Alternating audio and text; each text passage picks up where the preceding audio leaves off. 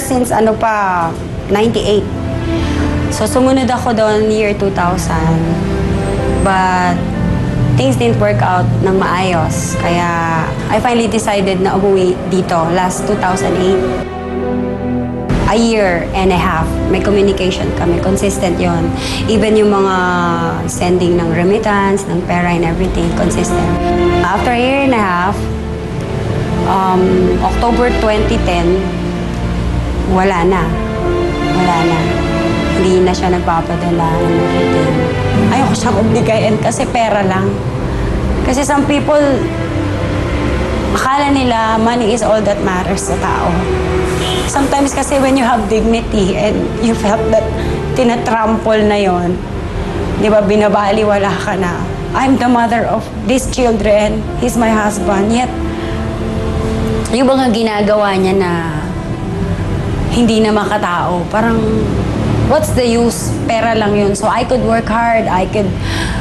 Kaya ko yun eh. Kaya ko. Minsan, pag naawa siya sa bata, very little. From like 3 digits na pinapadala niya, umaabot lang minsan sa 1 digit. Siguro, 20, which is not enough. Kasi our expenses during that time is 80K a month. Yan ang regular expenses ko nung time na yon, 80K a month.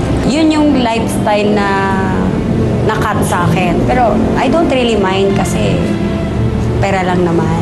Diba? What matters is buhay kami, maayos kami ng mga anak ko, nag-aaral sila.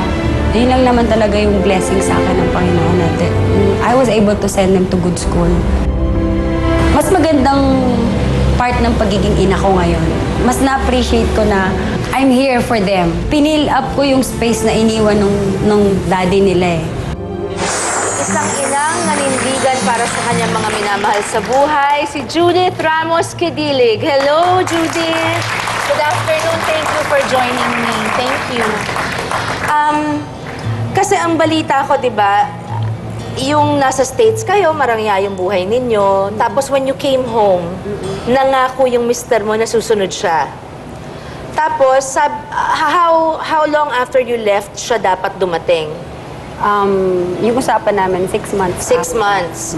Tapos, anong katwiran niya nung mga 1 year na hindi pa siya nakakarating? Trabaho. But he was still sending support for 1.5 years. Nung huminto na, were you able to talk to each other? Tumatawag ako, nagte-text. He wouldn't reply. Minsan, he has a lot of excuses eh. Merong time na nagkaroon siya ng temporary amnesia. Yung mga ganon. He lost Selective amnesia. He lost his jacket sa gym. Kasi daw, nandun yung remittance na pera. I still have the text with me eh. Nasa akin pa yon. Sometimes, pag binabasa ko, nasaktan ako. Parang... So, Judith, nagko-communicate pa kayo up to now? Ako yung gumagawa ng effort. I will text him, I will call him. He'll answer. Oh, napatawag ka. Yung mga ganun. Casual. Oo. Parang, alam mo naman kung ba't ako tumawag. Sabi niya, alam ko na, pera. And since 2010, October, hindi na siya nagpapadala ng pera. So, buti nga hindi mo siya kinukulit eh, na other... Dumating yung point na talagang ilang months, pinaramdam ko sa kanya that I don't need you. You can keep your money to yourself. Kasi ang ginawa mo, nagtayo ka ng gym din dito para magka-business kayo kasi nga ang usapan, uuwi siya. Yeah, he was supposed to be the instructor kasi gym buff siya eh. Tinayo ko yun, I told him, ikaw magturo dito. But I have a feeling na parang may mali.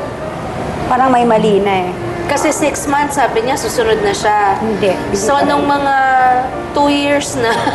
Wala pa rin. He always say, uwi ako, Pasko, uwi ako, birthday ng anak natin, uuwi ako. Paano mo tinaguyod ang pamilya mo nang wala ka ng mister na aasahan? Lalo na, because your second child is a special child, di ba? Yes. So, paano mo nagawa yun? Because syempre, a special child has special needs. At sabi mo nga, walang yaya, ikaw mag-isa. Tapos kasi apat sila. Cost cutting po ako. Wala Madami siya. kong inalis sa lifestyle ko. Cost cutting ako. Talagang I go low. He used to send 3-digit, like 3 digits, every like month. 100-something thousand. Oo. Biglang naging 0. 0. So, since October 2010, ikaw na talagang tumataguyod sa pamilya. And what's helping you? Your gym? Yes, and then God is good kasi during the time nagpapadala siya, ininvest ko naman. I bought properties. Oh, you're smart too. That's yung why. mga properties, I had it rented. So, kumikita rin. Ay, that's good. Thanks. Kumikita rin. Thank you, Lord. That's passive income. You don't have to work for that. Mas masaya ka ba ngayon kahit medyo hirap kayo sa buhay ng mga anak mo? Can you say you're happier without him or do you still miss him? Do you... I miss him being a father to our children. I miss him being a good husband. During the time that we're together kasi we never fight. Never. Sabi mo nga, you told me kanina you had the perfect marriage, di ba? Almost perfect. Yes. So if he catches this program, is there anything you want to tell him? Lagi mong sinasabi, uwi ka. Lagi mong sinasabi, you love our children. You're working for them, kaya ka nagpapagod dyan dahil sa kanila. It's almost 4 years.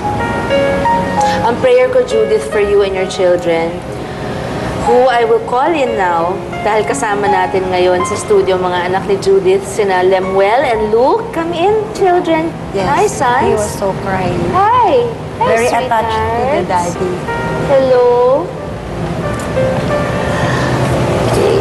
Do you know how much your mommy loves you? Do you know how much mommy loves you? Yeah, Talaga napakahirap maging mother and father at the same time.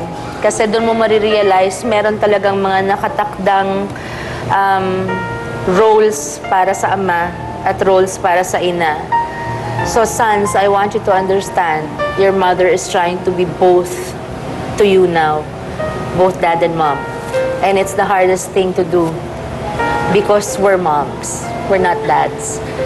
But nevertheless, mommy's trying. Sana you keep it in your heart na this is how much your mother is sacrificing for you. At bilang pagpupugay sa inyong paninindigan at mga sakripisyo para sa kanila, Judith, may nais kaming ibigay na galing sa iyong mga anak. O, ibigay mo, anak. There. Give mama there. You want to read it? You want to read it, iho? Sige. And the Great Mother, you are one of the givers of this world. You're one who makes being a mom looks easy when it really takes hard work and a lot of misunderstanding. And on Mother's Day, I want you to know how much I love you and appreciate you every single day of the year. You made all of my siblings, and I thank you for that. Even you are a little bit harsh sometimes, I understand, because behind that, I know you are tired in doing all the work for us, just to feed us, so you would sacrifice anything for us. That's why we thank you for everything. We love you, Mom. Oh, thank you very much. Napaka-touching naman noon. Thank you, Judith, and thank you to your sons. Thank you so much. Teary-eyed na lang.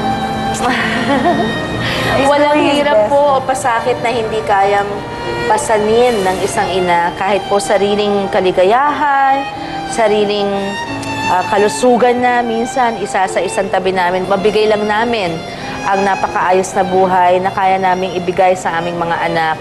Di ba tayo mga nanay, ganun po. Maraming salamat, Judith. Thank you to your sons. Also, thank you, Lemuel.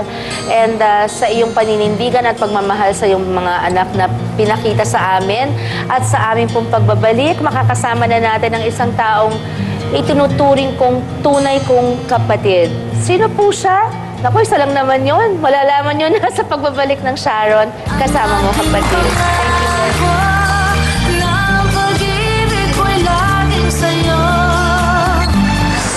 Masaya kayo dyan na sinisiraan niyo ako. Masaya kayo sa pagsasabi ng mga hindi magandang bagay sa akin. Ang sa akin lang, pagising niyo sa umaga, tignan niyo nga yung sarili niyo sa salamin. Mabuti ba kayong tao?